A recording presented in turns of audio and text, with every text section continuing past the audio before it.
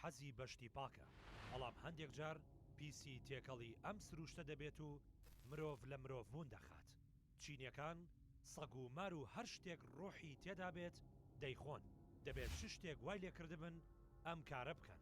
ئایا نهێنیەک لە پشتی ئەم کارەوە هەیە؟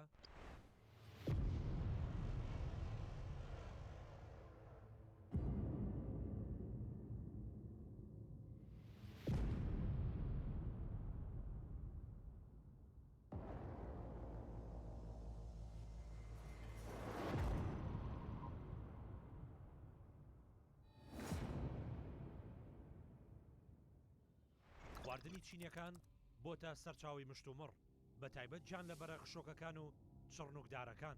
ئەم کارە گەلی چینی لەلایەن جیانەوە وەها لێ کردووە تووشی گاڵتە پێکردن و پێڕابواردن ببنەوە. خواردنە چینیەکان مرۆڤ تووشی چەندین نەخۆشی و ڤایرۆس دەکەن، وەک ڤایرۆسی کۆرۆنا کە تەواوی گیان ئێستاش بەدەستیەوە دەناڵێنێت، تا ئێستاش پێکوتەیەکی کاریگەری بە فەرمی بۆ نەدۆزراوەتەوە.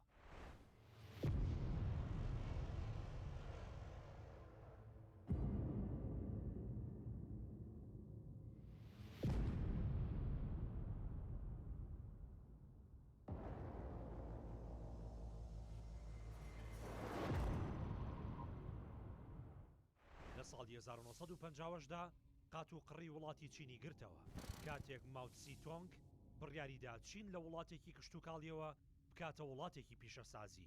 بۆ ماوەی 3 ساڵ قات و قڕی وڵاتی گرتەوە و بەردەوام بوو، کاتێک چینیەکان هیچ خواردنێک نەما بیخۆن. ڕوویان کردە خواردنی سەگ و پشیلە و مار و شەمشەمە کوێرە. دەوڵەت دژایەتی جوتیارانی کرد کشتتوکاڵ بکەن. لافا و بارانی زۆر باری و دەوڵەت ناچار بوو فەرمان بکات بە کوشتنی باڵندە و جرج و مشک بۆ ئەوەی پارێزگاری لەو کشتتوکاڵەکەمە بکات کە لەو کاتەدا مابووە. هاوسەنگی سروشتی وڵاتی چین تێکچوو، شاڵاوی کولە تەواوی کشتتوکاڵی چینی لە ناوبرد. خەڵکانێک لە دوای ئەو شاڵاوەمانەوە هیچ شتێک نەمابوو بیخۆن. لەو کاتەدا قات و قڕی هێندە تەنگی بە خەڵک هەڵچنی بوو، ملیۆنەها کەس مردن. ئەمەش بوو ئەوەی بڵاوبوونەوەی ڤایرۆس و نەخۆشی. سەرباری ئەوەی لە سەدەی 20دا چەندین قات و قڕی بەرەوکی چینی گرتووە، بەڵام ئەوەی سەردەمی ماوتسی تۆنگ خراپترین بووە لە مێژوودا. ماوتسی تۆنگ تەواوی زەویوزاری کشتتوکاڵی چینی کرد بە ناوی حیزبی شیوعیەوە، ڕێگری لە بەرهەمی ناوخۆی کشتتوکاڵیش کرد. لە کاتێکدا کشتتوکاڵ لە سەدا هەشتای خواردنی چینی دابین دەکرد، سەرباری ئەوەی گەلی چین لەو کاتەدا لەبەر برسێتی ئەو خواردنانەیان دەخوارد، بەڵام هەندێکیان بۆ چارەسەرکردنی نەخۆشی بەکاردەهێنا کە لەلایەن داناکانی چینەوە لە ڕێی نووسراوە مێژوویەکانیانەوە پێیان ڕاگەیەندرا بوو.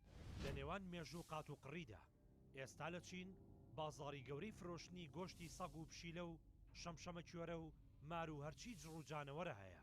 تەنانەت یاسای فەرمی بۆ دەرکراوە.